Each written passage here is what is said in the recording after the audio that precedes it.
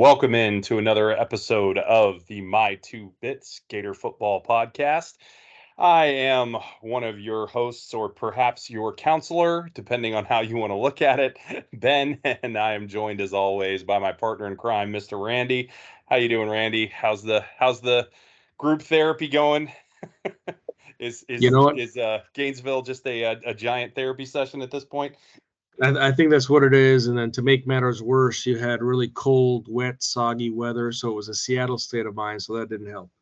Yeah, I saw that on an article I was reading. Somebody said it was just a nasty Sunday the day after. It was just like, this fits the mood, right?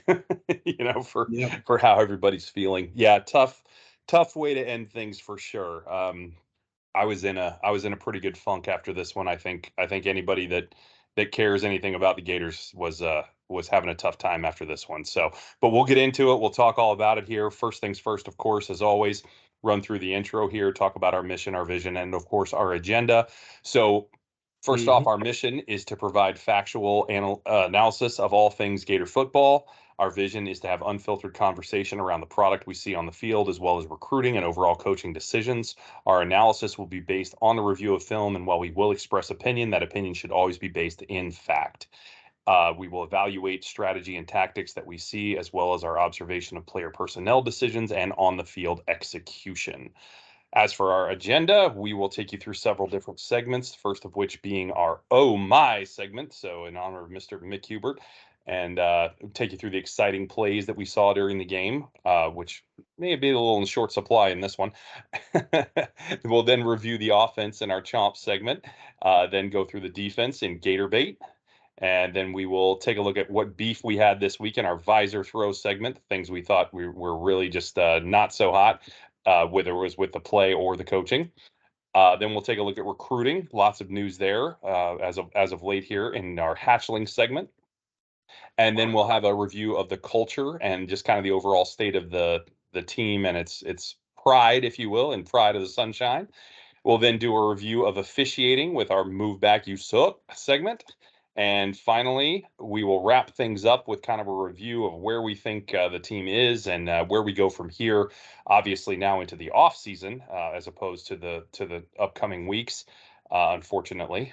And then we will also kind of wrap up, keep it or pitch it for the season. We'll review how this week went. We'll go back to the beginning of the year, look at our overall season picks and where everything finished out. So hopefully have a little bit of fun with that segment to kind of finish things out, and then we'll wrap things up for this episode.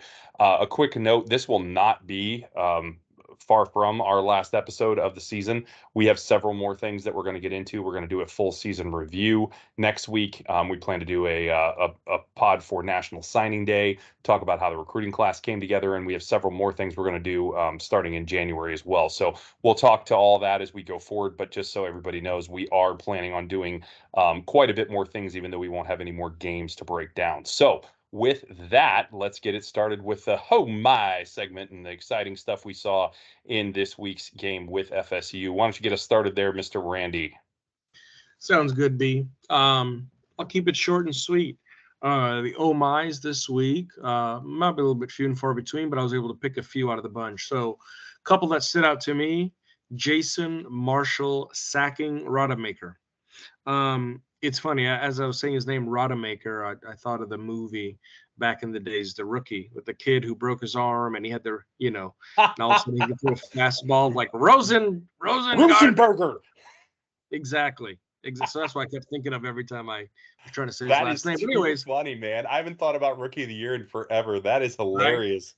right. A nice little callback out to 1997. We want our summer movie back. No, but I love what Marshall did on that scheme. There was a great setup. He laid back, laid back, laid back. He turns his eyes, all of a sudden books it, and just an awesome sack. I love the way Jason's been playing the past couple of weeks, and he's really stepped it up. But I just more Big time. importantly love to see the scheme and how it worked. He stayed home and he saw the opportunity. He jetted, he took it. Great sack, great tackle for loss. Following that up, the safety. I enjoy seeing safeties. I especially enjoy seeing when the Gators get a safety. I especially enjoy seeing 4, 5, or 6 Gators Yes. jumping to get a safety. Yes. talk about an all-out barrage of teeth in your face. Like he had no chance, and it was just great. I was there, and when I say that place erupted, the place erupted. It was every bit as loud, if not louder, than the Tennessee game. I mean, it was loud. Um, Another oh my, it to some people it might seem like a rudimentary pass, but Brown's pass to Hayden Hansen on the seam, leading him for a 24-yard crucial first down You to know get us what? in the Good call out. That was a heck of a ball. right. Led him perfectly, perfectly. So I thought that was awesome. Um, Johnson, Montreal, big run, man. 52-yard run, unsuspecting. We're just going to run the ball, run the quarter out, run the half out, get in there. And all of a sudden, we're just going to pop off for 52. A juke Yep. left, juke right, and then turn on the jets, and away we go. So I thought that was huge to hopefully build us a little bit of momentum because I felt like that momentum was fading towards the end of the second quarter then. I just Helps if wish you you had make the field goal.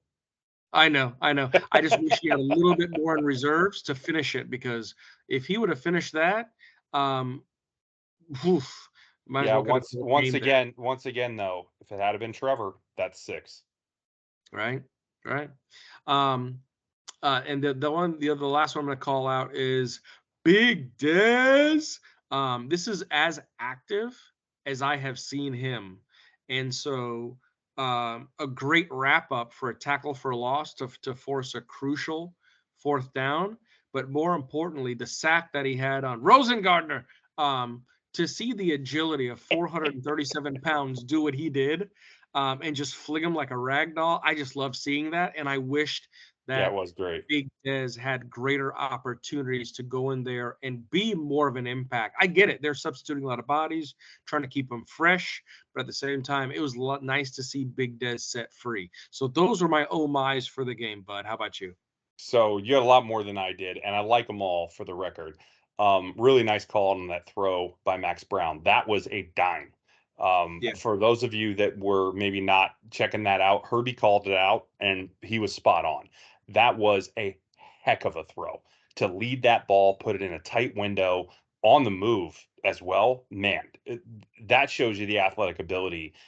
That's kind of this, a ceiling throw for Max, I think. But man, shows you the potential that's there, in him as a prospect. Now, I don't know how often he hits that ceiling. We saw some other throws, not so hot, but I Right. also don't think we have enough sample size, not even close, to really make a judgment there.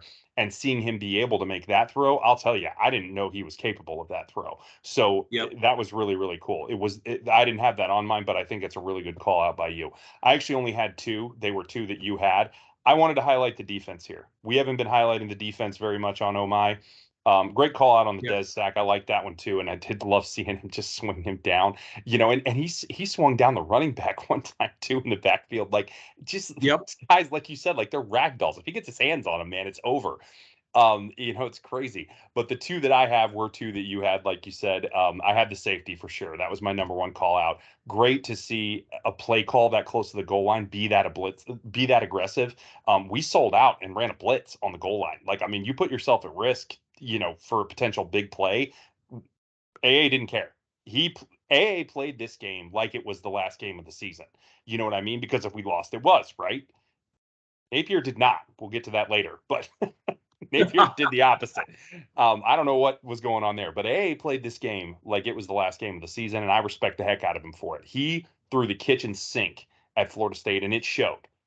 Right, 224 yards offense they had in the total game. This is an offensive juggernaut of a team, talent all over the field. I know they didn't have Jordan Travis. I understand that. It does make a difference, but this wasn't Utah with a backup quarterback. This was FSU with a backup quarterback. Very different animal.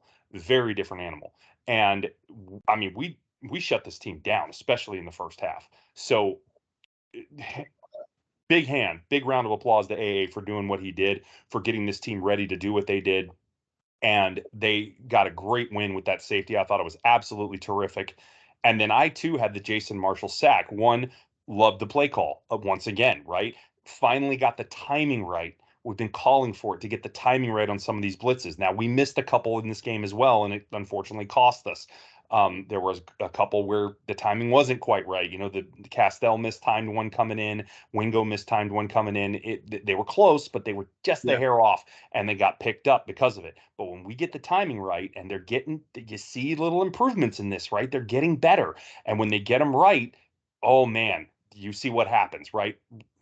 Rosengard never saw him coming, right? It was over. Bingo. It was over before the crying even started, man. And loved seeing Marshall get pumped up after that sack too, man. He was jacked. I think it's probably Jason Marshall's last game. I think with the way he's played the last few weeks, his draft stock has risen back up. I don't know if he's going to go first round still, but I think he's definitely, second round talent. And then it depends, of course, how he does in the combine. But I think he's Yep. gone. So, which is too bad because he finally started playing like we would have liked him to all season. And I'd love to have another season of that, but hey, it is what it is. So with that said, that's actually all I have. Those were the only two that I had in there. So we will, with that, close the book on the Omais for the season. And we'll move on to review the offense. And this is not going to be as pleasant as that was, quite frankly. So, um, we'll start out with our stats we always look at, and one of these is not too bad, and the other one's really ugly. So let's get into it. QBR again, NFL rating QBR for Mr. Max Brown was we'll call it pedestrian. I'll be nice and call it pedestrian. 45.31. It's pretty abysmal, is what it really is. That's a terrible number. We talked about all year, right? That goes to 158.3. Anything over 100 is good. That's not even 50, so that's real bad. Obviously, the pick really hurt with this at the end. That was kind of a garbage pick, so it didn't really matter. You take that off, it goes up a Yeah. little, not much. He's probably in the 60s somewhere. Still not great. He didn't get much opportunity to do a lot better, which we'll talk about. As for yards per carry, without Brown, now I expected to include Max in this number because I thought he'd be running the ball a lot more. That didn't really happen, right? He attempted to a few times. He did have some carries, but most of it was, scrambling because he didn't have anybody open, which didn't always work out, right? Because he got sacked 6 times.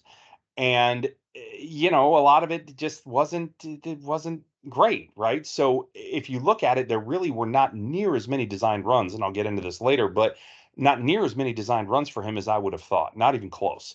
So you take Brown out of this because he had negative yardage because of all the sacks, so we're not going to include that yardage here, and we were at 5.21 yards per carry, which is really not bad. We called and keep it or pitch it for 5.5, didn't quite get there, but it was close.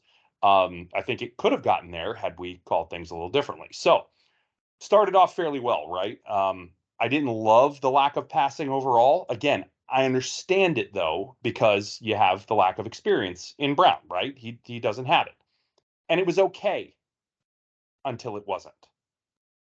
And what I mean by that is it was okay to only have a few passes mixed in there until once again, Captain Conservative Mr. Napier play caller, right? I'm not trying to be too hard on Billy. I'm not calling for Billy to get out of here in any shape, manner, or form. I am calling for Billy to not be an OC as I have been all year, right? Pretty much since the first game, we've been talking about this. And this was a great example of why this shouldn't be happening. He showed why he's not the best because he took a strength of his in run game play calling, right? He is good at this. This is what he does well, right? Calling good running plays. And he made it a weakness because he overplayed his hand and called way too many into a defense that was just waiting on it. He refused to throw the ball down the field at all, basically. I mean, that throw to Hayden was pretty much it. And really, that was borderline. And the defense just sat underneath, and we never took shots. And when you do that and you let the defense creep up and creep up and creep up and creep up and creep in and so on and so forth, what do you think's going to happen? And then you still, on top of it, don't run any read option. It was incredibly conservative play calling, especially in the second half, really, especially in the second half, which ended up resulting, if you're not aware, in negative yardage in the fourth quarter. That's right. Our yardage numbers in the fourth quarter were negative, and we had 48 in total for the second half. So we had 234 for the game, and 48 of that was in the second half. So you tell me how the play calling went. Now, Florida State did do some nice things in their adjustments at halftime.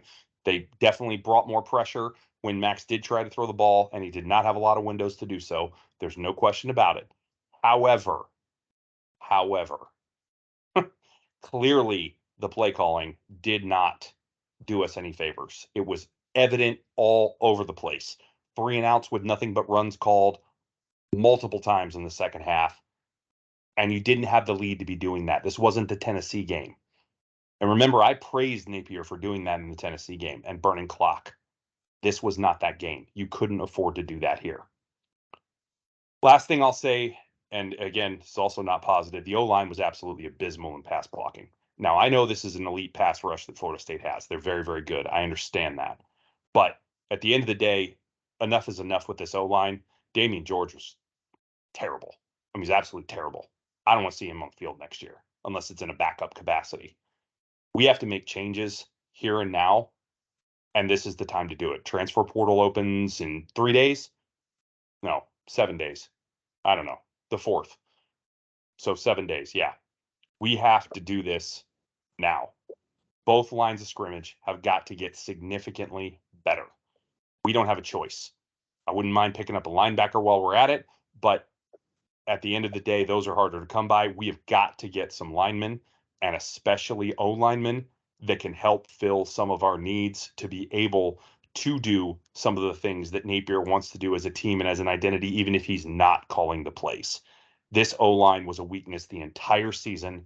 It was certainly not any better in this game, even though they did run block semi-effectively some of the time, again, in first half. But that was when the pass was at least a threat. Once they brought the pass rush and knew the pass wasn't a threat anymore, what happened? Then they loaded the box up, and you couldn't run it either, right? This is why we didn't generate anything in the second half. And there was no creativity out ability to do anything about that for the entirety of the second half. It was really hard to watch.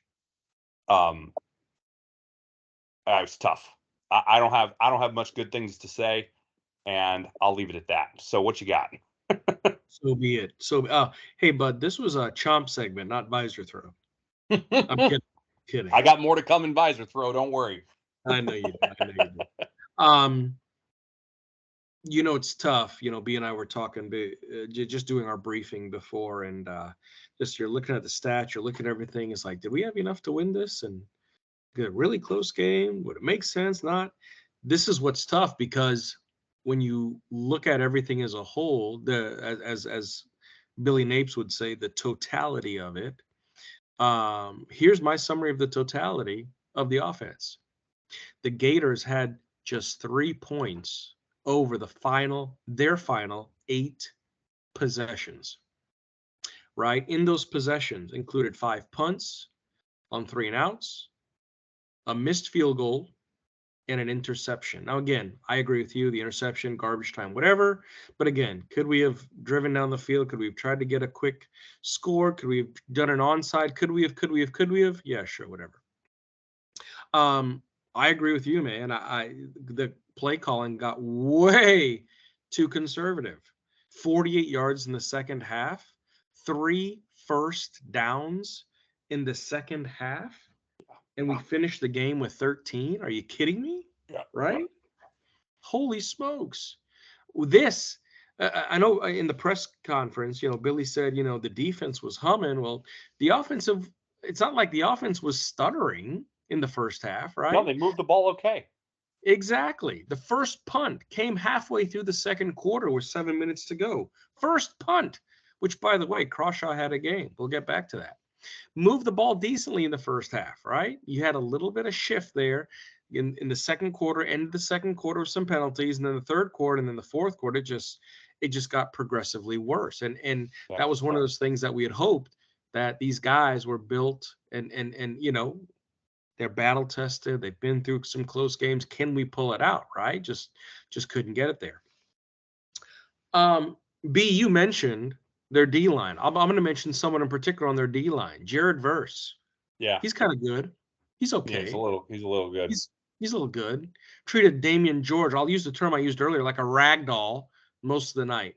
He literally, I'm not sure if you all remember seeing this, but he literally used George as another linebacker to push him into Brown for a sack, Yep. right? In Yeah, addition to that that, was crazy.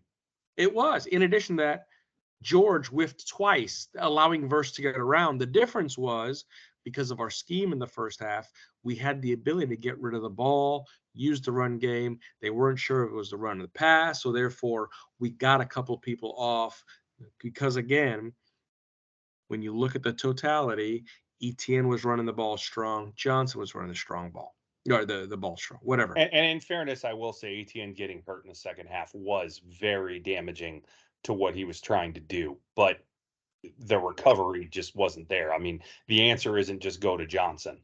No, He put Trayon in the game and tried to run him up the middle once, and that was it. Like, no, like, no. And that's what's tough, right? Because here's the thing. When you look at that first touchdown run by Johnson, right, Johnson finished with 107 yards and a touchdown, but he was also pretty banged up. When you look at that touchdown run from 6, 7 yards out, the O-line did exactly what they needed to do to seal off the edges. yeah, Speaking of sealing off the edges, I'm going to call out Arliss Boardingham. No, he did not have a very good offensive game, but he did the things that don't show up in the books. yeah, he had a He great had block on that play. right? He had Yeah, several crucial seals to take care and finish off that run by Johnson, open up another seam that Etienne had, and not to yep. mention a pick to where Trey could go free. So Arliss had a great job on the offensive side of the football by sealing with crucial blocks. So he's definitely gotten better at that. Okay. 7 of 16 on third down. 7 Yeah, of 16 on third down, 43.8%, 12 percentage points above our season average. So, again, as the facts would show, Your Honor, we were moving the football, just not enough. Red zone offense, 3 for 3, just not enough. One thing that, and I'm going to get to it later, but the double reverse trick play. Here's the thing. yeah. I get it. The opportunity was there. I get the aggressiveness, but I don't need flash and dash. Nope. Just have Max protect and get the damn ball down the field to a playmaker. It was also a terrible time to call that play because if Bingo. it doesn't work, which it didn't, though I do have a point that I'll bring up on that in a second. The timing, though, is the biggest thing, right? Because you have all the momentum. You just got the safety. You got a great return. You get all the momentum in the world. And then that play, disaster strikes because you get the equivalent of a sack, and the drive is literally dead. So you kill all the momentum by doing that. So that's the huge problem I have with that play. However, I will say this. I have noticed of late that intentional grounding penalty has come out a lot more often, even when the quarterback gets hit. And maybe this is something we can talk about later when we get to the officiating review. I didn't have it as a call out, but it really is a good point. If the quarterback gets hit, that disrupts the throw. How can you call grounding, assuming the ball clears the line of scrimmage? Because that I understand is automatic, but it did clear the line of scrimmage. But he was hit. So that has to impact the throw. So that gets really dicey for me. And I feel like lately that flag's been getting thrown almost all the time, not just on us, just in general. And Yeah. it feels like it used to not necessarily get thrown. And I just find that interesting. I just find it interesting that they call that a lot more now, when it used to be that if the quarterback was hit, it was pretty much like, well, we're not calling ground, and he got hit. It affected the throw. Mm-hmm. Which, for the record, to me makes sense. And it feels like that logic's gone out the window. Yeah, I don't know. This was an ACC crew, and I guess we'll get to a lot of things and move back. You suck, which I'm sure people heard on the TV. Hopefully, it was very loud in the swamp when that was played. So that was good. But at the end of the day, the main thing that is frustrating about that, and I said it and you reiterated it, is the timing. Yep. How about you just man up and have Max protect, Yeah. because Max needed to be protected, not just for Max protect, but for Max to be protected. Yeah. I Get the love damn it. ball down the field, right? And just, we have weapons. We have weapons. Why can't we get the weapons to football? Check this out. We had 8 explosive plays. Johnson for that 52-yard scamper at the end of the second quarter. Hayden for that 24-yard pass on the seam that led to a great first down and a score. We had 6 more just under 20 yards, 8 explosive plays. And it God, just seemed it didn't feel like it. it didn't feel like it. Exactly. Exactly. And that's what was so tough. Another momentum shifter I thought was the end of the third quarter going into the fourth quarter. We had 3 failed back-to-back-to-back rushes where the O-line got zero push. It forced a punt, and this punt was again, Crawshaw had himself a night. Great punt, had him down to the 5. Here's the problem. Coleman had a 39-yard return. Yeah. And Yeah, the y'all kicked noise the coverage on going that one a little bit. right? And it was just like, holy smokes, Mo. So, anyways, I'm gonna wrap up my chomp here real quick by just saying, you know what? We had some opportunities. The red zone, we were 100%, just needed more. The rushing was there, over 100 yards. We needed more because obviously we followed that up from the Mizzou game after having 2 games sub 100 yards rushing. So that was Yep. good. Just needed a little bit more. O-line, Damian George. I don't know what's going to happen to him in the offseason. I really don't. I just hope that he's able to understand where he went wrong and how much better he can be because at his size and his scope, that's a large man. That takes up a lot of space. He needs to get that stuff straightened out because he can be fantastic. I agree with you. Move him to guard, keep him in that Move him to guard position, guard. That's right? another thing we've talked about Utilize it, him right? there. Move him to guard. That's the Yeah. big thing. I know I said earlier I don't want to see him unless he's a backup. That's unfair. I don't want to see him at tackle. Yeah, yeah, That's yeah. the Yeah. thing because he's just not fast enough to play it.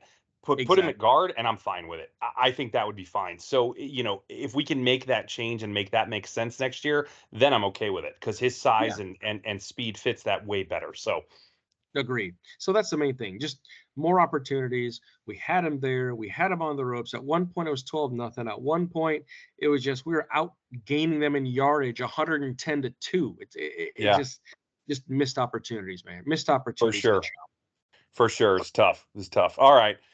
Put a bow on that one. Let's move it on. Let's talk a little defense. A lot more positives with this for sure. I think probably I don't think it's really that probable really. Best defense the best defensive game we've seen all season. Yeah. Even though it wasn't, the least points we've allowed, I think it was the best they've played all year for sure. Really good stuff, especially against a very, very strong offensive opponent. Again, even with a backup quarterback there. But he played serviceably, in my opinion, as far as some of the throws and reads he was making. So Yeah. let's talk about it. Give me Gator bait. Give me your take. Yeah, man. 134 passing yards allowed, Yeah, 90 rushing yards allowed, yeah, yeah, 224. Come on. yeah. Come on. Pretty good. Held them to 4 of 14 on third down, right? Yeah, that's crazy. 28.6%, right? They Crazy. were they were over 42% coming into the game. Yep. So that was just unreal. Saw a lot of pursuit from linebackers, a lot of pursuit from I saw a lot of swarming, right? This Yep. is one thing that I thought we would have done more of in the year, and maybe we did in the first, 4 or 5 games. We didn't do as much through the middle of that, SEC gauntlet. But I'll tell you what, there was a lot of swarming to the football to where we even shut down their run game in the first half because Big time. Benson, I mean, yeah, I transferred from Oregon, but Benson's a good runner. Don't Yep. get me wrong. Okay. When you look at our explosive plays, we just needed a few more. Didn't feel like 8, right? Well, guess what? They had 5 explosive plays. A 29-yard reception to Bell just zipped it on the middle, right? He got beat. 24-yard reception to Coleman, 14-yard reception to Wilson, 36-yard run for Benson, and the nail in the coffin, the 26-yard run for Benson. Outside of that, they don't have a single play over 7 yards. Yeah. 5 plays. Yep. That was the bulk of it. And not to mention what assisted outside of those 5 plays were 3 crucial penalties. We'll bring them up later, but Yep. it is what it is. Okay. Yep. We For sure. The defense held FSU at 85 yards in the first half. 85 yards. Holy smokes. With 4 minutes to go in the first half, right? They only had 10 yards of offense. So you can see what the last 4 minutes did in that second quarter to give them a little bit of momentum. Yep. I love seeing Jason Marshall respond in coverage. Not just, I know I called out the sack earlier, but in coverage, the pass breakups, his positioning, batting down balls. Loved seeing him. Sell out. Sell out for safety. We did it. Sold the hell out. Brought the house, kitchen sink. It was a farmhouse sink. It was huge, triple capacity, and it was amazing. Love to see that. Wish you saw a little bit more of that, but I get it. I get it. Banged up secondary, without a couple starters, without a couple of stars, having to piece this thing together like MacGyver with a paperclip, duct tape, bubble gum, and whatever else you want to use. I get it. Um, Missed tackles in the backfield by Princely allowed Benson's second TD run. Princely had him. He was moving. Arm tackle, stretch, couldn't quite do it. Had to do a go-go gadget, but he couldn't. Just didn't have enough reach. And then right by, but the problem was nobody else was there to chip him. Touchdown. And on that last touchdown run that sealed it, that was just a gut punch because we had him. Jalen had him tackled in the backfield. Kimber had him. He scampered through, missed the arm tackle. Then Marshall had a shot at him, missed a dive, and then the next thing you know, he's just running and stumbling and bumbling, but not fumbling, and just he's in the end zone. Good night, game over, drive home safely. That was Yep. tough to watch. It was also tough to see Collins and Moore go down. Those guys had battled all year. They were banged up. They maybe not have been 100%. Obviously, Moore came back from injury, so it Yep. was really tough to see that because we just no, almost like the offensive line, that continuity to continue to have a stable unit. I know we sub a lot of bodies, but it was still tough to see to get that consistency there. And then probably one of the biggest pieces that we had, I know it's special teams, but I'll still call out Crawshaw here. 5 punts, 56.4 yards per punt with Crazy. a long bomb of 68 yards. Throw that man a Foster's. He earned it. Yeah. And he did well for us. Minus, again, that one just out kicking the coverage. It was what it was, but he had a heck of a game because he was able to pin them in certain places that led to some of that momentum.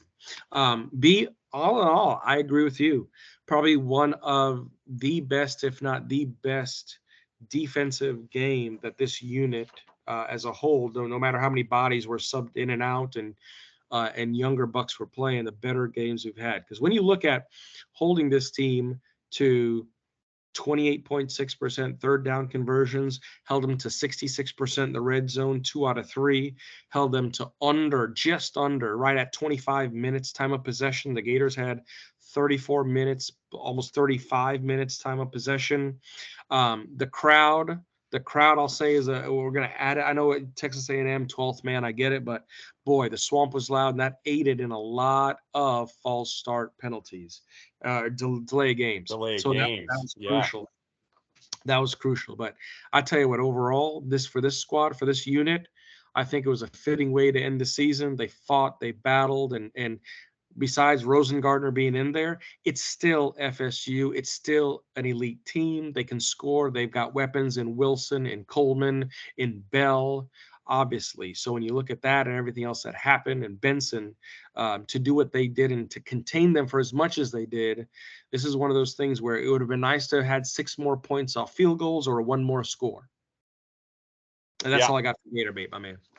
Good deal, man. No, I like it. Yeah, it was really good to see. It was really good to see. All right, so before I get into my takes on it, we'll start with the stat piece of it. So Rudenberger, QBR. See how many we can come up with. That was one I remembered too. Okay, sure. His was not impressive either, for the record. It was only a 61.75. So very, very pedestrian number from him there. And without his yardage or the team, the kneel down there at the end, 4.92 yards per carry. So not bad, under 5 yards a carry. To be honest with you, it's really interesting. It must have been those explosives that brought this number up. It didn't feel like they were approaching 5 yards a carry. Like you said, the biggest play they had was seven yards other than the explosives. And it's like, I guess those 2 big runs are what drove that number up. But man, it's pretty crazy that they were that close to 5 without him. But they were. So that's the number, again, without the sacks, is 4.92. But but still under 5 is respectable. Again, against a very good team, right? This is a talented team that we were playing here, and especially, I think the strengths of this team were their, offense kind of in general, running the ball and passing both. Obviously, the receiver talent they have and the running back talent they have, and then their D line, right? Those are the strengths of this team for sure. And we saw that, come through with the sacks that they had on us, right? And then, some of the things they were able to do. But overall, from a defensive perspective, right, we really held them in check. Like you said, I mean, we can debate if it was the best game, but I'll tell you what, it was definitely the best half. That first half of football, that was some defense, boy. I'll tell you what, Yeah. man, I haven't seen defense like that played at Florida in a minute. That was really great to see. I was pretty hyped for it. I was kind of like, am I seeing this right? Like, is this how this game's going to go? And then the end of the first half comes. We get a stupid, stupid penalty from a local boy out of Cocoa. And man, oh man, did that change the game, because they got some momentum. They found some stuff that started to work, went down and got a touchdown out of it. Now, if we had even held that to a field goal, that whole game changes. But them going down, getting the 6, and then getting another 6 right out of halftime, I think it was the second drive, but nonetheless, um, that just changes the whole game. It just changes the whole game. So it's pretty disappointing, when you look at it. It really is. That those kind of things happened. But overall, I can't give the defense enough credit in this game. They were really, really phenomenal. And they played well in the second half too. It wasn't quite as good, but the penalties, like you said, are what really killed the second half. And we'll Yeah. talk more about that, but that was really the killer. And, just those self-inflicted wounds, like you said, you've got to play aggressive, but you've also got to keep some discipline in it. And that's something that, we haven't seen the discipline hurt the defense, maybe just because they've been getting gashed so much that it hasn't mattered. Because they've had a penalty here or there, but really they haven't been overly penalized on defense. Haven't gotten a lot of PI calls, had one here or there, but it really hasn't been bad. No real defensive holding that I remember. Certainly no targeting that's been called, Mhm. though that call was correct. Um, it just hurt to see so many penalties on the defense in this game, and it stinks, because this is the first time we've seen it really hurt the defense. It's mostly hurt the offense this year, or special teams. This time it hurt the defense, and we couldn't afford it to, because we didn't have anything on the other side of the ball this game, as we've already talked about, and we needed the defense to win this one for us, and they did their best. But at the end of the day, the penalties were really killer. So the thing that really sucks about this is what could have been if we had had this kind of defensive performance against Missouri or Arkansas. That was the thought that I had. If we could have Interesting. played even 75% as well as we did in this one against either one of those teams, and it was a little better against Missouri. I'll give it that. It was a little better, right? We talked about it. We still had the misses, and I mean we had a couple misses here, but they weren't near as many, right? There were more in against Mizzou. But if it weren't for those misses there, man, we win that game. And certainly against Arkansas. Arkansas was just brutal, man. I mean, just so many defensive miscues all over the place. And that was probably the worst, if I'm going to be honest. That it is the worst. There's really no question in my mind, because that offense is not good, and we made them look great, and that's just poor. So, it just stinks, because there were a lot of ways this year that things could have broken differently, and we could have gotten to, at least a somewhat better record, certainly bowl eligibility. Now I know you could also make the argument things could have broken differently, and we were, 3-9 or whatever. I don't think that's really probably the case. I think maybe the South Carolina game is really the only one we really had a significant chance of losing that we won. Um, but uh, hey, it is what it is. At the end of the day, I was proud to see the defense play better. I was glad to see improvement in the last game of the year. That was good to see. And I think, with the offseason and some of the changes that have just been made, we'll talk about that later. Just got some news just a little bit before we started recording here that there's been some significant change in the defensive coaching staff, which okay, I was a little surprised it wasn't on the offensive coaching staff, but all right, the defense did needed some things too, so we'll see what happens. So anyway, with that, we'll close it up. We'll move on here to visor throw. I got a few here. I'll just get right into it. Number one, already talked about it. Unnecessary penalties. Spitting is unacceptable. Like, I don't know what you're thinking about. That's crazy. Like, that's Bush League. That's the only thing I have to say about it. Like, what are you doing? I mean, you just cannot. You don't even see that get called. Like, because it's so unheard of that it actually happens. That was obviously the big one. We already talked about how it added to the momentum that, or gave them some momentum that they did not have. Right, that was not good. And then there's the personal foul / targeting by Jaden Hill. This is a tough one for me because when I look at that play, even in slow motion, and I see that Hill has left his feet at almost the same time the quarterback starts to slide, it's very difficult to see for me how he avoids the personal foul. I can see how you avoid targeting, right? You can raise your hands up and not hit the quarterback, right? You can do it. You can not hit him in the head anyway.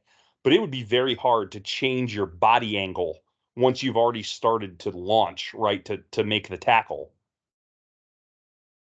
It's just one of those tough ones where he started to slide right as Jaden jumped. That was probably almost unavoidable. I understand you have to be careful, but man, you've also got to be somewhat aggressive. So that's a tough thing for me. I'm not excusing it. You can't do it. It was a killer. They wouldn't have gotten the first down. We would have got the ball back. It was a big, big, big play. You do have to find a way to avoid it, but it's hard. That's a tough one. But overall, just the unnecessary penalties in general continue to be a thing. It's got to stop. It's got to stop. 8 penalties for 90 yards at home. Are you kidding? Like, that's just atrocious. Now, there are a couple we'll talk about, a couple that got called that we didn't like, couple that didn't get called that we wanted to see. We'll get there. But at the end of the day, 8 for 90 is just crazy. I mean, that matches, I think, our season high for penalties and yards, maybe definitely yards. I don't know about penalties called, but regardless, that's a big, big number. And it just can't happen. So anyway, already brought this up, but way too conservative in this game. Not just the play calling. We already talked about that almost throughout the game, but also not going for it twice on 4th and 1. You have an offense that's yeah, they're okay. They're kind of moving the ball, but they're not really moving the ball like super well, right? They're moving it, but they're, it's dink and dunk, for lack of a better expression, right? You got 4th and 1 in opponent territory with a lead. You're shutting the team out, and you kick a field goal? I don't know, man. I know it put us up 10-0 instead of 7-0, but I don't know. It's a yard. Like, I think you go for that. And then there's another one in the second half, and you punt. And that one, granted, was in their side of the field, but man, it's win or go home. Isn't this scared money don't make money, Billy? Like, I got to call out on that later, and I'll get back to it. But man, I just thought those were very conservative decisions once again. Captain Conservative is the new nickname for game management for sure, man. And I don't love it. I don't love it at all. I talked about it already. Not nearly. This is a big one for me. Not nearly enough read option for Brown. Brown showed against Missouri his read option game is next level. The guy makes a great read. He knows how to, he's clearly comfortable, right? There's a lot of things he showed he was not necessarily comfortable with. He's comfortable in the read option. Yep. I don't think we saw 10 snaps. I'm not sure we saw 5 snaps of true read option. Like, we had read option looks, but you knew it was going to the running back. You know what I mean? Like, it wasn't really going to be a potential true read option. We didn't call near enough. We called more in the Missouri game when he played in the quarter. Like, what are you doing? Call that play more. It worked great. And it keeps a very aggressive D line, which, oh, by the way, they had off balance. Because if they get over pursuit happy and getting into the backfield, guess what? He pulls the ball out, runs around the end, and burns them. Why weren't we calling it more? Doesn't make any sense. That one makes my head hurt. Along with, once again, not getting Trey the ball more. I don't know how many times we have to say it. It got a lot better in the last couple of weeks, and then here we are again. I get he's a wide receiver, but you brought him back again in this game and gave him a touch out of the backfield as a running back. He had a rush. Why can't you do that more, especially when ETN gets hurt? Bring him back there. You clearly have plays that can do it. Why aren't we running them? That's all I got. That wraps it up for me. It's mostly the same old stuff, and I'm glad that I don't have to say it again after this week. What you got for visor throw, bud? And be pretty dirty visor. We need some Tide. We need Gain and OxyClean and bleach and Color Safe and whatever else. I hear you. A lot of good call outs. I'll just throw in there Trey Smack. Trey Smack took the job from Adam Hollick earlier this year. Was ranked in the top 6 in kickers and percentage prior to this game. Finished 2 out of 4 for the game. Finishes 17 out of 21 for the year. 81%, number 44 in the nation. And the funny part is, towards the end of the half when he was kicking that field goal and obviously he got iced because Norvell called the timeout, he made it. And of course he steps up there again and just a little hook, just a little pull. So that was tough, fishing 2 out of 4. We've taken 3 out of 4, 4 out of 4, 2 out of 4. That's tough. Yeah, that's tough. I'm gonna go back to the Rosengardner play, the slide. I tell you what. So you got Hill on one side, Thornton coming over from the other side. This is what I saw. Now, fair point. When Hill lunged and Rosengardner began to slide about the same time, simultaneous, really hard bang bang play, right? Like I've said before, football is not a contact sport; it is a collision sport. No problem with that. Here's the interesting thing, though. Had Hill or Thornton would have let up, just let him slide, FSU would have been facing roughly a 4th and 4, 4th and 5. And at that point, 4 yards, 5 yards out, they would have more than likely had to have punted the football because of the time left in the game. So I thought that was the interesting thing, is that's the kind of play on 3rd and 17 that allows FSU to continue the momentum, march downfield, all that good stuff. So that was a big visor throw for me. Another one, allowing 2 touchdowns within 3 minutes and 30 seconds of game time. So again, end of the third quarter, end of the second quarter, going into the half, beginning of the third quarter, coming out and scoring. Again, 2 separate possessions, but within under 4 minutes of game time. That's what made that 12-0 lead just seem not that good. And then 12-7. Now it's 14-12. And that's what's tough. Now you're just inching back and forth. We didn't get to see more of what Max Brown can do in the read option. I agree. He showed it in Missouri. He seemed pretty comfy. Yeah, I get it. He had a hiccup earlier as far as handing the football off, but you think they would have worked on that the past week and he would have gotten more comfortable? Sure. I think Max, and I said this to a lot of people, I think Max is going to surprise us. And for the most part, he kind of did. Had a couple of great throws in there. We talked about the throw on the seam to Hayden. We didn't talk about the throw to Trey on the out route. Yeah, going out of bounds. It was really nice. Yeah, right? I think if he was given more opportunities to do it, he would have done it more. But again, the pass blocking was really a problem. So I can't put that solely on Napier. Yeah, sure, I get that. And so yeah, I get it. Captain Conservative, I'll take it. I'll take it. I don't like it, but it makes a lot of sense.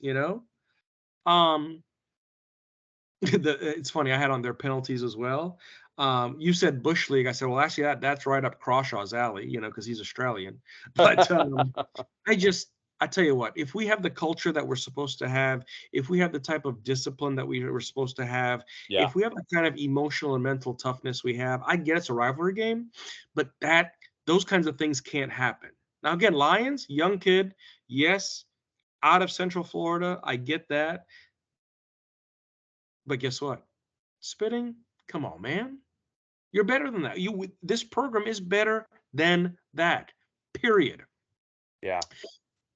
The trick play, plus the intentional grounding. Again, it's not a matter of I hate the play, but again, when you're a good play caller, you also have good timing in calling the Yep. play. It's not just about calling the play, right? It's the We timing, talked about it all year.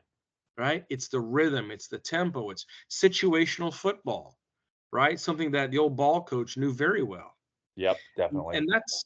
And that's the other thing too. That's going to lead me to my last couple points is a visor throw for me is, and I get it's not about any individual person, player accolade, but 21 years without a 1,000-yard receiver, Ricky was 35 yards away from hitting 1,000 yards, and his first reception came in the third quarter on a 3rd and 12, and it was a hell of a catch because he had to range behind Yep. to secure that grab to get the first down, and he did it.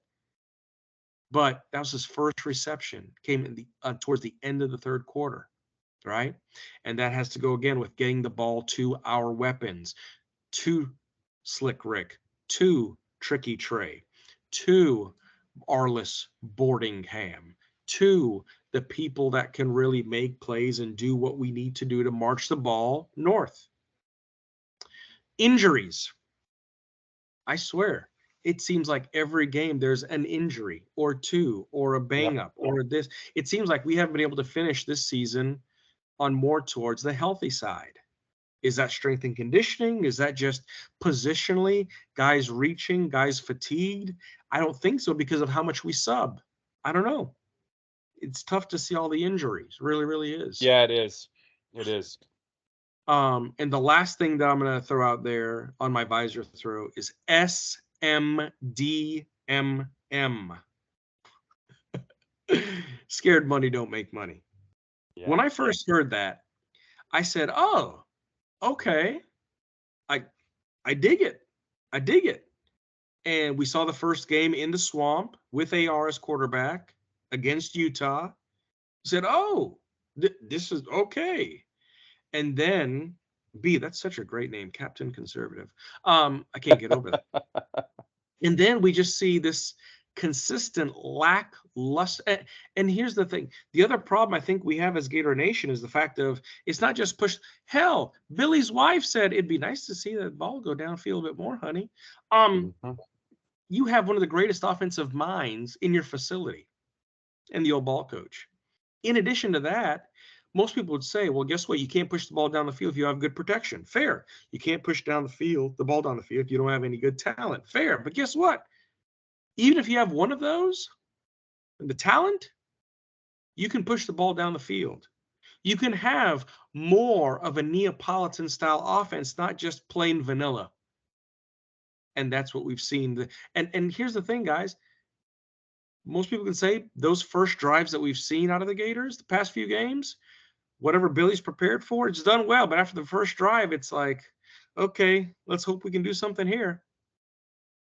Yeah, and the other thing, just to go back to that, man, like I was Yeah. saying before in the offensive segment, like it really frustrates me because this should have opened up his full running playbook in this game, and it Should have. didn't. It didn't. Should have. He ran all the same stuff we've been running all year for the most part, with very limited exception of a little bit of read option. And it's like, what are you doing? You should have opened up the whole AR playbook here, right? It should have come back to last season and more, right? Because this guy is really good at that stuff. And it should have given you all these different options that you could throw, that none of this stuff was on film.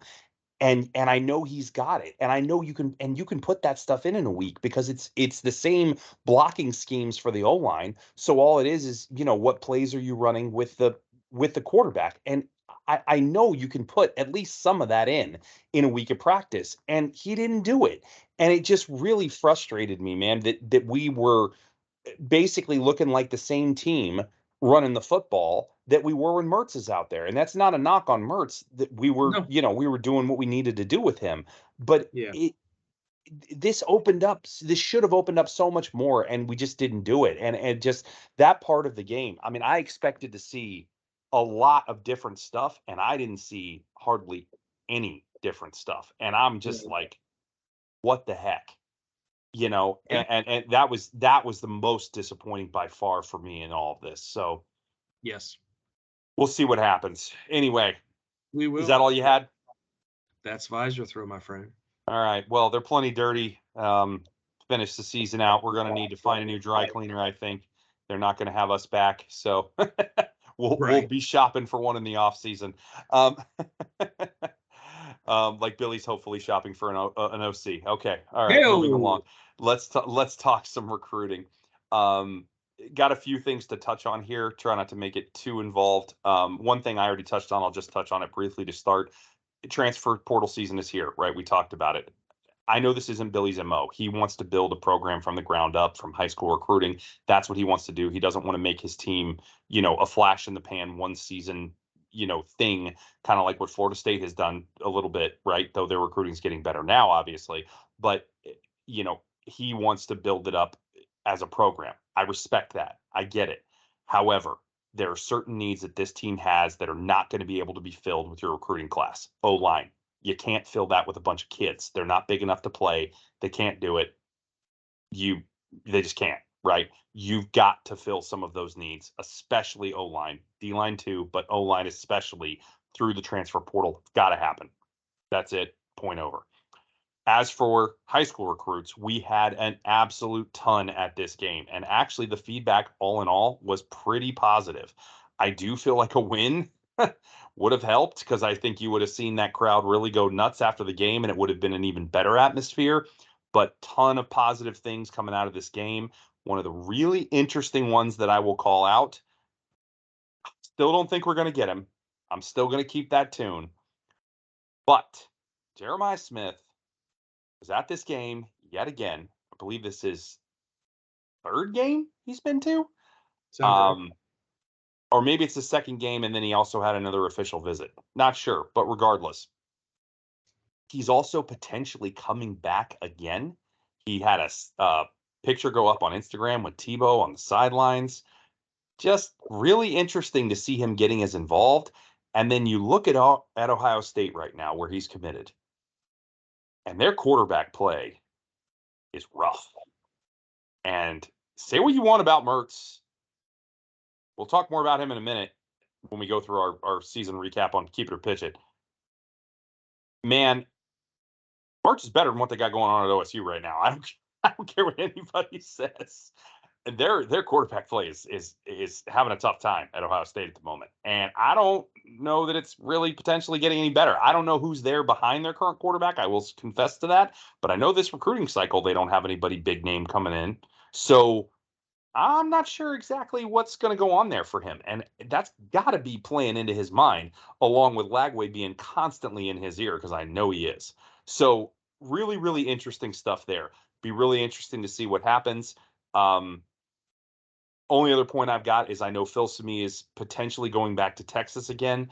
That is still a concern for me. I know I've been talking a lot about it. The only good news I have on that front is I did see where a commit to Texas A&M, Evans, that we're trying to flip, uh, did say that he is actively being recruited by both Lagway and Phil Sami. So why would you be actively recruiting a guy if you're thinking you might flip schools?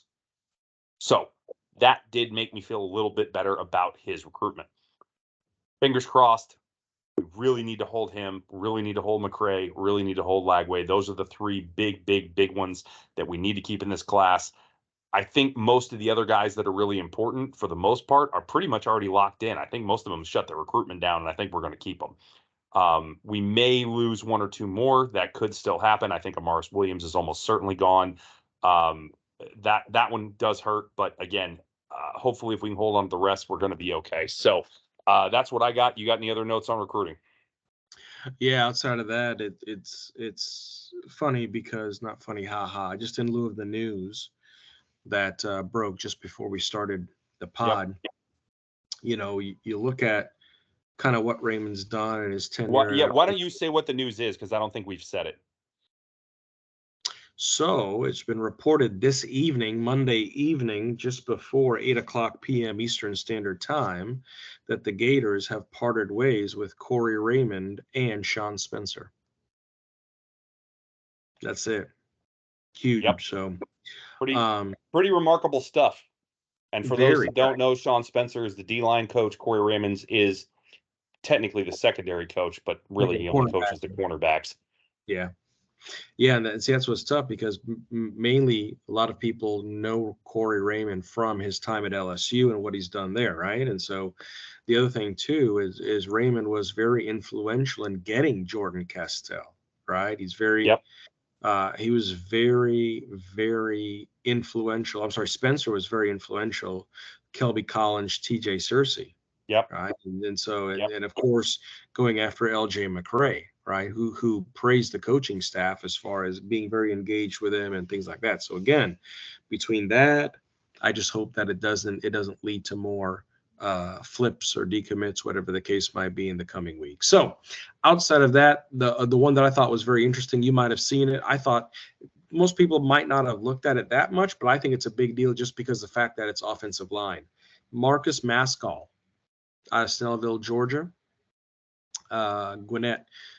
He was very encouraged. He was interviewed by On3 after the game, and he said he was very encouraged because, and I'm paraphrasing, he says it feels like the Gators are headed in the right direction, and he believes in Napier's process.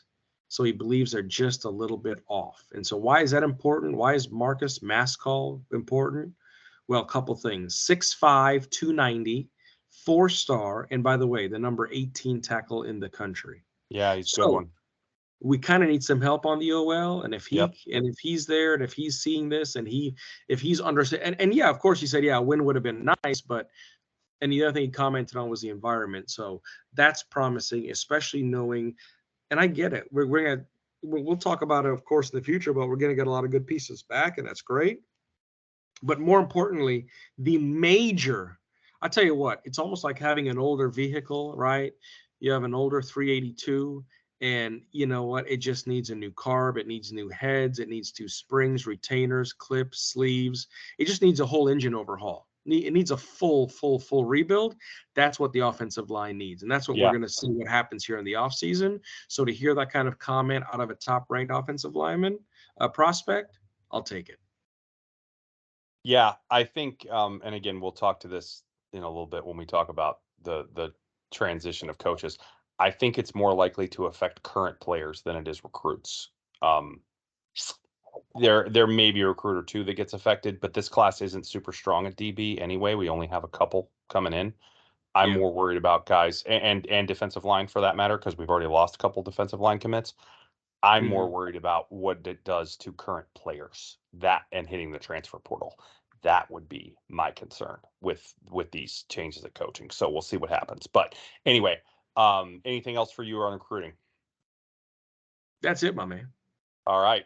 Let's talk a little Pride of the Sunshine. Give me your culture take this week. Yeah. So Pride, a couple things. Jamari Lyons spitting, no bueno. Just flat out, when we look at everything else that we've talked about in this team regarding discipline, regarding the emotional toughness and mental toughness, and the things that Billy is trying to equip these guys with, these young men with, that's just unacceptable. I get it's a rivalry game. I get a lot of things, but it's one thing you can say some things, you can stomp your feet, but at the end of the day, when you spit on another human being, that's just unacceptable. So hated seeing that. And I like what Billy said to him on the sideline. He talked to him and sent him off. So that is what it is. Billy made a comment after the game in the press conference, basically saying, we're going to do what's in the best interest of our players. I have belief in the players. I know the young men in that locker room. They're about the work and they have what it takes. So if you want to say anything about the way the season went, the outcome, we can coach better. We can do better for our personnel. We can do better for our organization, and we can do better for our players. Okay, Billy. Yeah, I like the ownership there for sure. Right? I hear it. I've also heard I'm starting to skip more and more on scared money don't make money. Now, and again, December 5th is a very important day. I know it's coming up, obviously, but December 5th, and not regarding transfer portal or nothing else. December 5th marks 2 years since Billy Napier touched down in Gaines, Vegas. All right, Billy, it's been 2 years. If you were president, it's be halfway through your tenure, right? Halfway through your office. Mm-hmm. This is when the rubber meets the road. That's right. So I'll take that. Tirada Mitchell, right? For people who don't know Tirada Mitchell, he was a transfer portal guy, right? He came from Ohio State, and he had this to say in the press conference. Yeah, I saw He this. He told the young guys, we have to restore order to this program. And the young guys coming up received it. And he said the program's not too far off because he did come from Ohio State. Ohio State obviously did a fair share of winning. And truth be told, he's not sure he's going to explore what the NFL has to offer. He's going to go through that process, but he didn't say, I'm committing to leaving. He just said, I'm going to explore that process. So to get him back, because I think he had a very good second half of the season, would love to see him come back. But if he goes, I get it, no problem. Scar tissue. All right, we got a lot of young guys. And the one thing that I can say is that, especially in college football, for a lot of people who play college football that make that leap to the pros, the main thing that they say is NFL speed is different. Yeah, we're 18, 19, 20 years old, but if you're going up against a 22, 23, 24-year-old, it's night and day. Why is that? Time, snaps, experience. We're getting some of that. Didn't have a lot of it. We're getting some. So there's scar tissue there. A lot of close games, a lot of close calls, a lot of come from behinds, a lot of mental errors, a lot of unforced errors. Does all that scar tissue get scraped out? Does that scar tissue stay? Because either it's going to define the rest of these players over the next 2 years, because they're going to be what they are in spite of it or because of it. It's their choice. It's their choice. Let's hope they have enough scar tissue built up to make the right decisions, persevere and push through, to have that mental toughness, emotional toughness, and physical toughness. Last thing I'm going to say is this program in a better place than it was 2 years ago? Inside the white lines, people might differ, especially in lieu of the record. Regardless of the fact, I can absolutely say it's in a better place compared to 2 years ago. When you look at these players and the way they talk about each other and the way they talk about Napier as a father figure, nobody said that about Mullen. No. Nobody said that about Mullen. In addition, the way that Mullen and Grantham ran the offensive defense, they were in silos. Mullen never addressed the defense. Mullen never talked to the defense. That's part of the reason why Ventrell Miller played so pissed off. Never addressed them. With Billy, he knows those are all his kids. Yep. And he treats them as such. Yep. You look at what he brought with Gatormade, developing young men, not just football players, developing them as men, human beings, leaders in the future. Phenomenal. The main thing I'll say is what happens regarding coaching changes.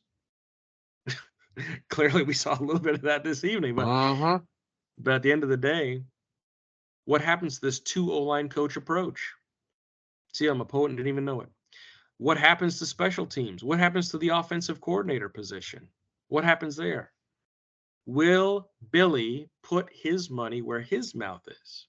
Will he be scared moving forward?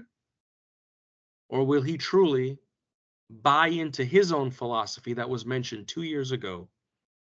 Release the hounds, do what we need to do.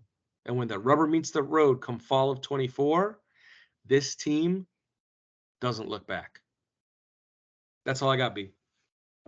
Well, that's really good, man. And it's a really good point you made. And I love the point about this program being in a better place because, you look at it and, we get caught up, I think, in just what the record is, right? And that matters. There's no question about it.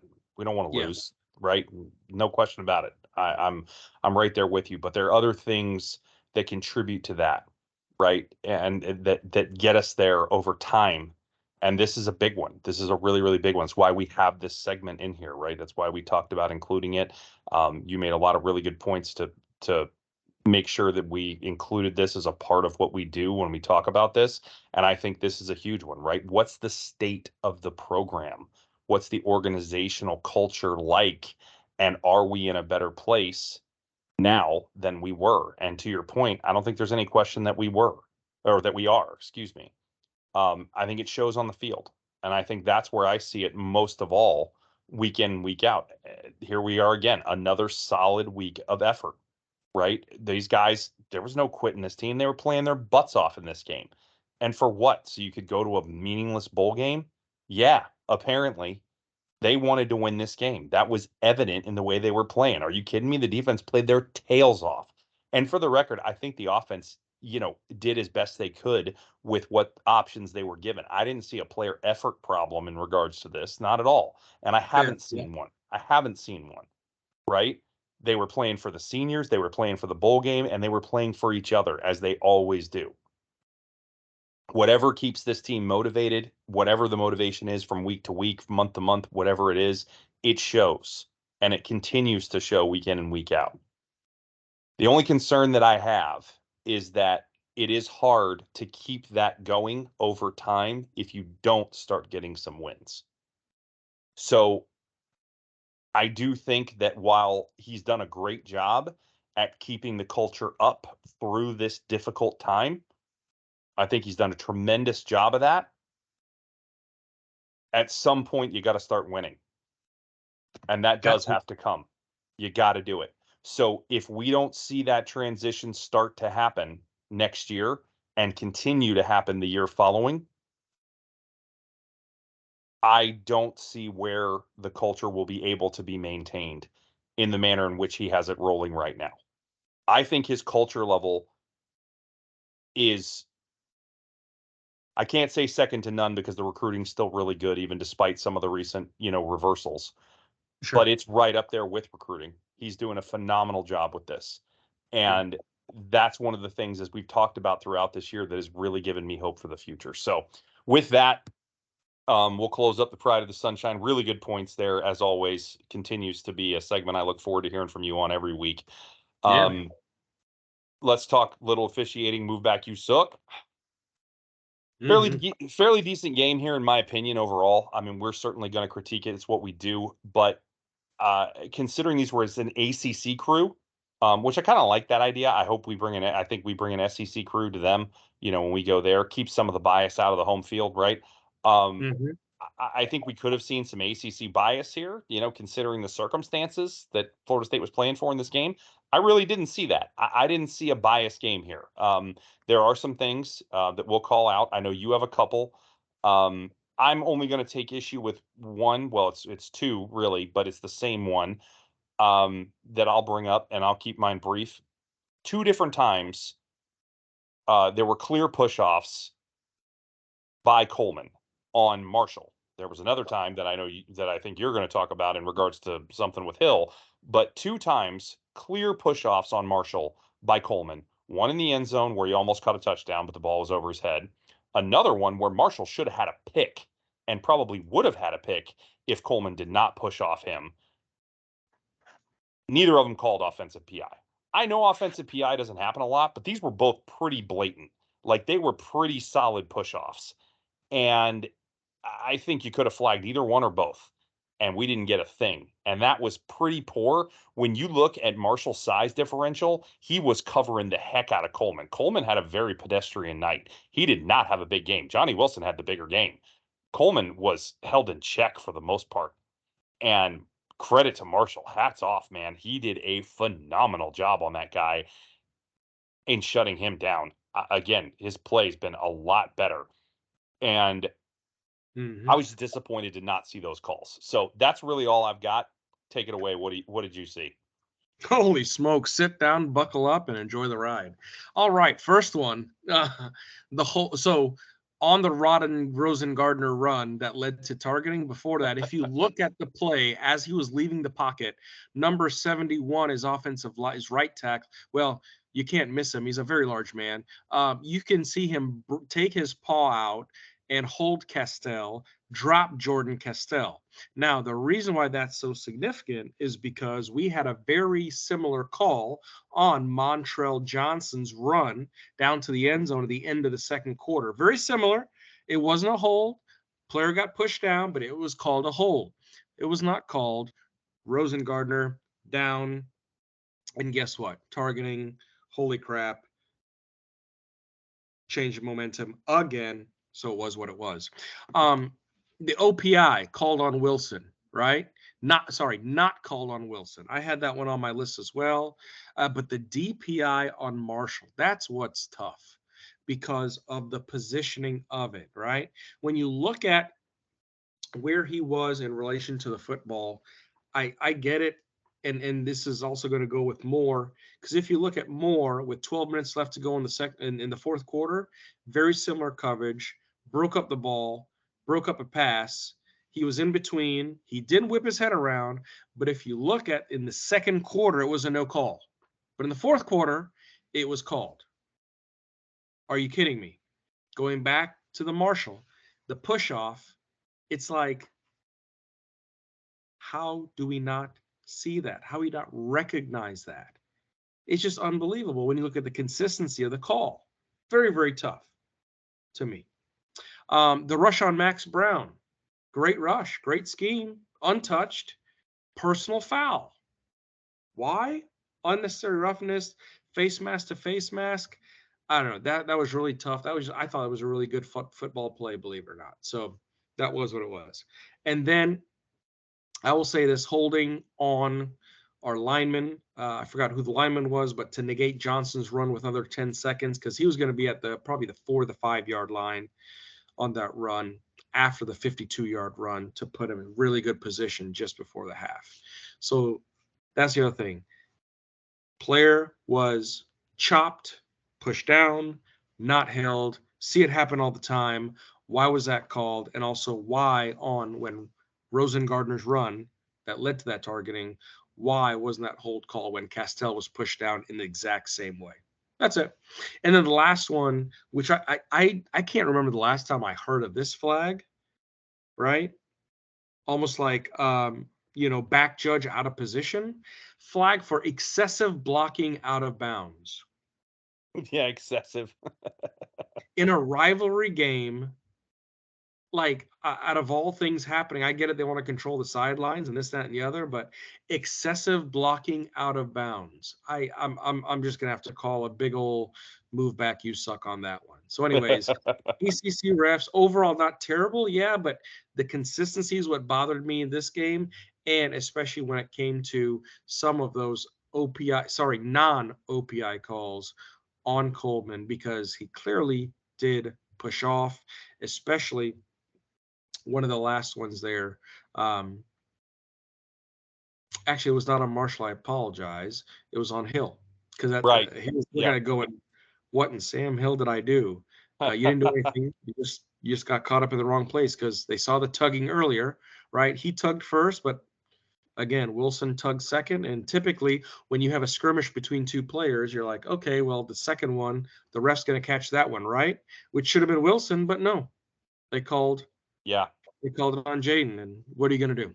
No, Oh it's well. interesting, and that's where. So it's interesting that we had, kind of different takes on this because we're normally pretty well aligned on this. But that's where, your eyes as an official in doing this, sometimes come into play, right? So I think that's really important, and I appreciate the takes there. I think it's good value add to have that. So with that, let's get into our wrap up here, and we have quite a little bit longer wrap up than normal on this one, just because we want to cover a couple of different things. So first things first, just give me your thoughts on the team, where we're at, especially with the recent changes here. If you want to throw in a little thought on that, and yeah, let's talk about it.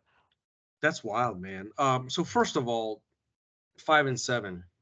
Not the outcome we wanted. Not the outcome anybody wanted. I'm sure it's No, the outcome that Vegas wanted, but yeah, really just not the outcome we wanted. It was tough.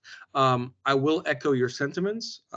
Enjoy the fact of the effort that was put forth this season in lieu of personnel, in lieu of scheme change, in lieu of injury, and in lieu of the opponent.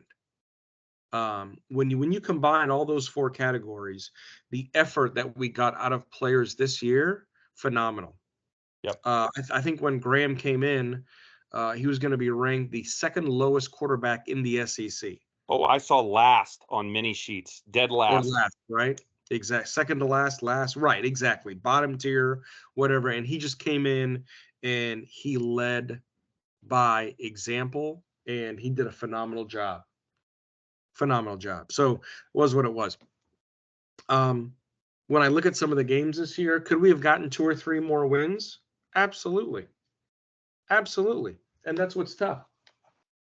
To go back and go the what ifs, the should haves, the could haves. And so kind of heartbreaking in that sense. My heart goes out to these guys because again, I will agree with I will side with Billy. Some great guys in that locker room that are going to do hopefully some amazing things in the future. Um, having the news drop tonight, I kind of agree with you. I hope it doesn't affect current players too much. I know there are different relationships going on in the locker room. I really hope it doesn't mean a couple players leave for transfer portal, this, that, and the other.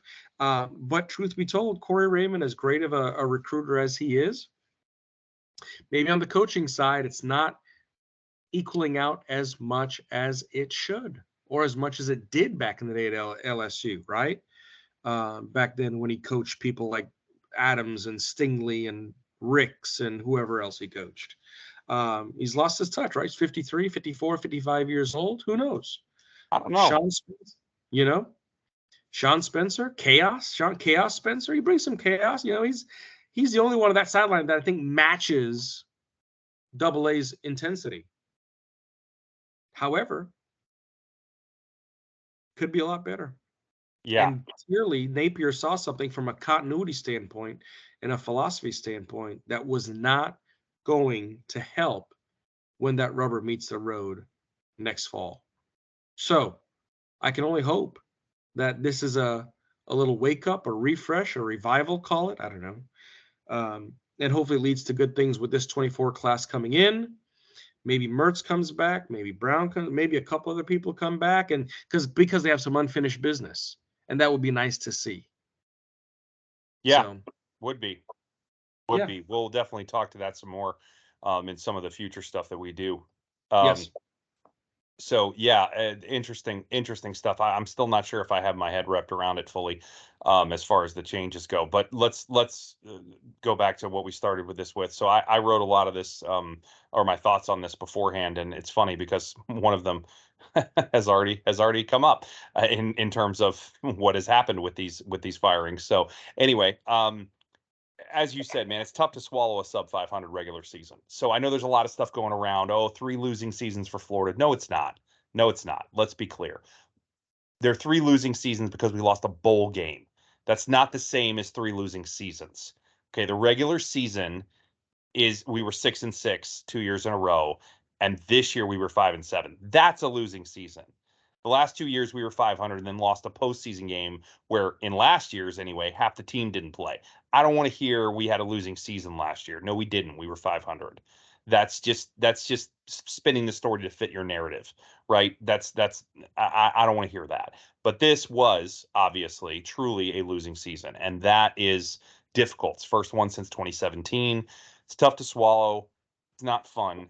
And I think a lot of things need to be looked at in the offseason to make sure we aren't here again next year, right? That's what it comes down to. What are we going to do to make sure that this doesn't happen again? So the three biggest, in my opinion, we'll talk a lot more about this next week when we do our full season recap. But the three biggest, in my opinion, are organizational structure, meaning how the coaching staff is set up and constructed, right? You already kind of mentioned it with the special teams and the dual offensive line coaches. I think that needs to really be looked at. Coaching personnel changes. So I have higher in OC, but I guess we're starting on the other side of the ball, which I get. And player personnel via recruiting, and also, of course, the transfer portal, as we've already discussed. To me, this is where Billy is going to make or break, in my opinion, and I'm rooting for him. I am, because I think he's got things in place that are good and are solid and have a foundation that can really last, right? But he has to make moves. Now, he's made some moves, right? That already happened. But are they the right ones? I don't know. The both of those firings are really interesting to me. Did not expect. I can't figure out which one I'm more surprised by. Corey Raymond is probably the one I'm most shocked by, because he was the biggest get for Napier. He was the biggest name that he pulled in when he came in, and to let him go just 2 years later, it's kind of head scratching, to be honest with you. It's a little head scratching for me on the surface. Now, having said that, have I seen anything with our cornerback play since Corey Raymond has been there that I've been like, yes, this is why we got Corey Raymond? No, not a thing. In fact, if anything, it's been poor. So I will say that part has been unimpressive as far as his coaching goes. His recruiting still has seemed to be pretty decent, but his coaching leaves something to be desired, at least from what we've seen on film thus far. I will say that. So that part I can see. Same, I think, could be said of Spencer. Pretty good on the recruiting front, not as hot on the coaching front. That D-line has really struggled. They've been solid, but nothing stands out. Nobody consistently gets in the backfield, right? Even Princely, who had that really good run, we can never get home.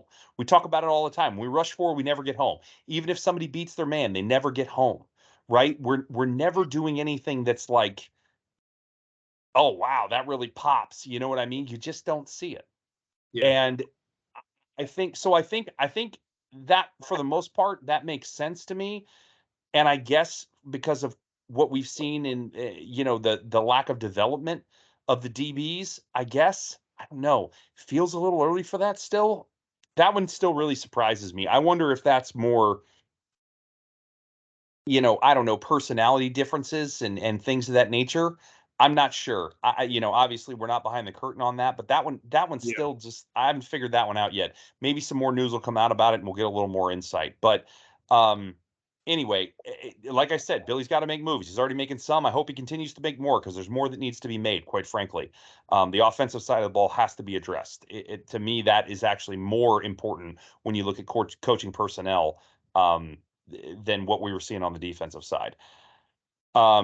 We already talked about it. He's shown he doesn't walk the walk when it comes to scared money don't make money in game situations. But can he do it in the offseason? Can he walk the scared money don't make money in the offseason? Maybe he can. He's showing some evidence so far, so we'll see. I think the book on him was he had never fired a coordinator before, so this might be a first.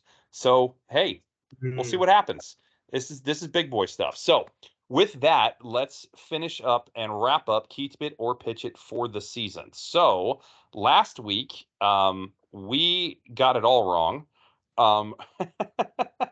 We went 0 for 3. We picked all the same, and we went 0 for 3 again. I think that's 2 weeks in a row. We picked the same and both went 0 for 3. Yeah. So we had this set up last week, just to run through it real quick.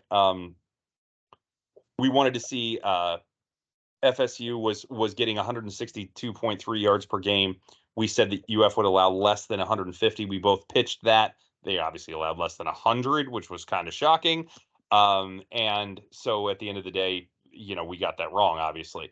They were converting 41.4% of their third downs. We said we'd hold them to less than their season average. We did. We didn't think they would. We got it wrong. And lastly, they were averaging 4 yards per carry allowed this season. We said we would get 5.5, came close, 5.21, but did not get there. We kept that, didn't get it, so there you go. So with that, we're going to buzz back and we're going to look at the full year ones that we had here, even though this isn't our full year review. We're going to do the keep it or pitch it's just to wrap this segment up for the year. So with that, our first keep it or pitch it for the year was Graham Mertz will be mediocre, sub 63% completion, 10 or more picks, and QB will be at QB, and we will be forced to produce with our rush offense or not at all on the offensive side of the ball. We pitched it. We were both correct. He had a 72.9% completion rate, of course, through 11 games, 20 touchdowns and 3 picks, 2,903 yards, if I remember correctly. So definitely was not Mertz that caused any issues on offense. He was more than solid, as we talked about all season. So that was number one. We both got it right. Get ready for that trend to stop right now. So at some point throughout the season, we will have at least 5 freshmen starting on either side of the ball. I didn't go back and look to see how many it was. It was well more than 5. This ended up being crazy. I did put a caveat in that this should not be due to injury. So some of these were actually due to injury, but I know we had at least 5 start that were not. So in this case, I ended up getting this one correct. Randy picked pitch it on this. So we had a difference on that one. Number 3. This one's crazy. So when we reviewed this at the midway point of the season on the bye week, total passing yards per game will increase by 30% over last year. So it needed to go up from 223 to, I believe it was like 279 or 289 or something like that. Production will come from better passing concepts and receiver play. I pitched it, but I said barely. I said it'll get better, but it's not going to keep going. At the midway point, we were up over 100 yards per game. We finished the season at only 259.2. Now, even if you take out this last very pedestrian passing performance, we were still only at 275. So we still didn't quite hit it, even without that. So unfortunately, even if you take out, and I would have been willing to take this game out because it was kind of an aberration, obviously, with Brown being back there. But even without it, we still didn't quite make it to the 30% growth. So I got this one right. Randy did miss, but I was going back to listen to some of these because I didn't remember what everybody picked. And Randy did call out Pearsall over 900 yards. So kudos on that one, buddy. You had a nice little prediction there. 1 point, yeah, you get a bonus point for that for sure because you called that one on the number. Kicking game will be improved from 22 season. Now it was, so in that regard we got this right because we both kept this, but we were technically wrong. Now number 1, field goal percentage will be at least 85%. Now this one's killer because if Smack didn't miss 2 in this game and only missed 1, he would have covered this. He finished at 81% because of this game. He was 88% coming in. Unbelievable. Also, Crawshaw, we called for 50 yards per punt. I think we might have been a little overzealous there. Crawshaw finished second in the nation in punting yet again, second year in the row, by the way. And he did up his average from 47.9 last year to 48.8 this year, ranked second in the country. He was also second in the country in net punting. So we might have been a little too high on that 50 number. There's only one guy in the country higher than him. He is at 50.1, Boise's punter. But yeah, so technically because of the field goal, I would have forgiven the punting looking at those stats. But looking at the field goal percentage, we can't say that we got that one right. So we were both wrong on that one. Here we go. Offense will finish the season ranked lower than they were last year. I kept this, but I said it's very close. I even said it'll probably be 1 or 2 spots. This is crazy. We were 58th last year. We are 59th this year. 1 spot lower. So again, when we looked at this midway through, we were 31st. We were doing way better. Didn't end up that way. 59th. Pretty wild. So I got it right. Randy missed this one. Defense will be better than the offense in overall rating. Actually, I might have had these flipped. This might have been the one that was 31st. I think this is the one that was 31st. Sorry, I don't remember where the offense was. We both kept this, said the defense would be better than the offense in overall rating because of what we saw out of camp and the the spring game and everything else. Of course, it started off really well. As I said, I think this is the one where we were 31st. Boy, did this fall off, obviously, in these last 5 games. We finished 81st. It is improvement from the 87th that we were last year, but 81st, huge drop. Both missed that one. Yikes. Yeah, moving along. Last but not least, it's painful. Florida will not cover the preseason DraftKings prediction of winning 5.5 games. We both pitched it very emphatically. We were both wrong. So with that, Randy ended up 1-6 in the preseason predictions. I was 4-3, leaving our season total at 19-20 for me and 10-29 for Mr. Randy. So there you have it. That's keep it or pitch it for the season. It's a good thing it's only for fun because neither one of us did very well. Both sub 500, much like the Gators, unfortunately. Hopefully we can do better next year. Really though, we just do it. We just do it for fun. Try to come up with some things that we have a tough time picking. And like we said, have a good time with it. So with that, we'll close this thing out. Thanks to everybody who's listened along the way this season. Really enjoyed bringing this to you. And again, we will continue to bring it to you with some different topics throughout, starting with our season recap next week. We do have a page up on Facebook under My Two Bits. Feel free to post anything you'd like to hear, topics wise, things you'd like to have feedback on, anything like that. Feel free to post that there. But really, just appreciate everybody who's listened. And we'll talk to you again next week. Anything else you want to add there, Mr. Randy? That's it. No, man. B, all good things. Thanks for the group therapy. This is good. It's a lot better than paying $200 an hour to a shrink. And like I said, too, kudos to you too for organizing this and thanks for asking me to do this. It truly has been great. Never thought I'd be doing something like this, and had a lot of fun with it. So thank you to you.